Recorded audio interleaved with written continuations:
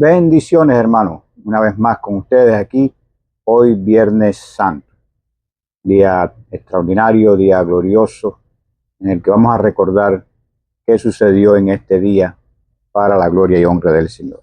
Vamos a leer en Marcos 15, Marcos 15, verso 33. Cuando vino la hora sexta, hubo tinieblas sobre toda la tierra hasta la hora novena. Y a la hora novena Jesús clamó a gran voz diciendo: Eloi, Eloi, lama sabachthani, que traducido es: Dios mío, ¿por qué me has desamparado? Y algunos de los que estaban allí decían al oírlo: Mirad, llama a Elías.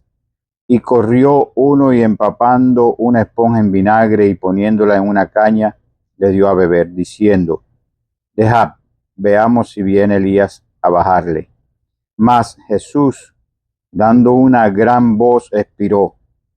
Entonces el velo del templo se rasgó en dos, de arriba abajo, y el centurión que estaba frente a él, viendo que después de clamar había expirado así, dijo: verdaderamente este hombre era hijo de Dios. Qué interesante, ¿verdad? Ayer Jesús, después de haber orado en Getsemaní, Judas, junto a una turba, fue a arrestarlo. Todos conocemos el famoso beso de Judas, ¿verdad? Con el cual traiciona al maestro. A partir de ahí se hace todo un proceso de juicio, juicios que no eran correctos, ¿verdad? Sino que estaban juzgando a Jesús no por lo que había hecho, sino por lo que era, ¿verdad? Por quien decía ser, por quien era el Hijo de Dios. Entonces, después de haberle juzgado, le condenan a muerte. Poncio Pilato trató de librarlo. Y es interesante esta historia porque Poncio les dice: hoy vamos a liberar como de costumbre a uno de los presos. Escojan ustedes a quien quieren liberar, a Jesús o a Barrabás. Y la gente gritaba que soltaran a Barrabás. Y es interesante porque ahí vemos a Jesús, el inocente, el justo, ocupando el lugar de aquel que era pecador, de aquel que realmente era un delincuente. Y esto nos hace ver cómo Jesús ocupa nuestro lugar, que nosotros somos ese Barrabás. Nosotros fuimos pecadores, nosotros andábamos en la maldad de este mundo y la paga del pecado, dice la Biblia, es muerte. Pero Jesús ocupó nuestro lugar. Jesús ocupó nuestro lugar allí en la cruz. Los que debíamos de haber ido a la cruz éramos nosotros, pero Jesús ocupó nuestro lugar. Es tremendo, ¿verdad? Saber que Jesús, aleluya, sin merecerlo, vamos a decir así, ocupó el lugar que nos correspondía a nosotros. Él se entregó, él se dio a sí mismo por causa de nosotros, por cada uno de nosotros. Y ahí es donde se muestra ese gran amor, como dice Juan 3:16, porque de tal manera amó Dios al mundo, que dio a su Hijo unigénito, para que todo aquel que en él cree no se pierda, mas tenga vida eterna. Y Jesús le azotan, le hacen cargar la cruz, le crucifican. La muerte por crucifixión era una muerte horrenda, una muerte terrible.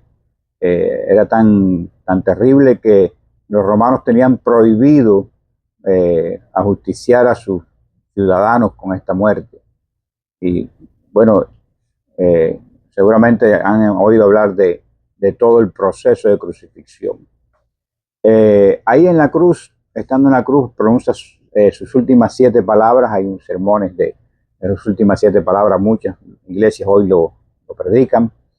Y cuando muere,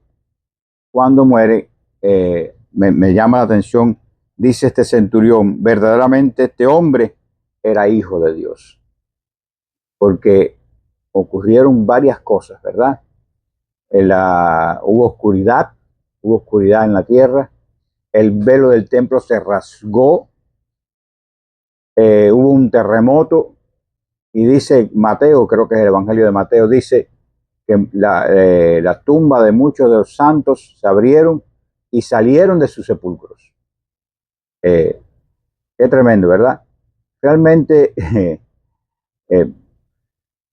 fue algo extraordinario, fue algo milagroso, fue algo poderoso, porque no solamente estaba muriendo Jesús en una cruz, sino que estaba venciendo, estaba ya en la batalla final, vamos a decir, entrando a esa última batalla final de derrocar a nuestro enemigo, el diablo, y al peor enemigo, a nuestro principal enemigo, la muerte. Así que estos fueron los acontecimientos del viernes. Luego es interesante cómo se cumple cada una de las profecías acerca de Jesús, y una de las profecías era que ninguno de sus huesos sería quebrado. Y cuando fueron a quebrarle los huesos, vieron que había muerto y no le quebraron los huesos. Luego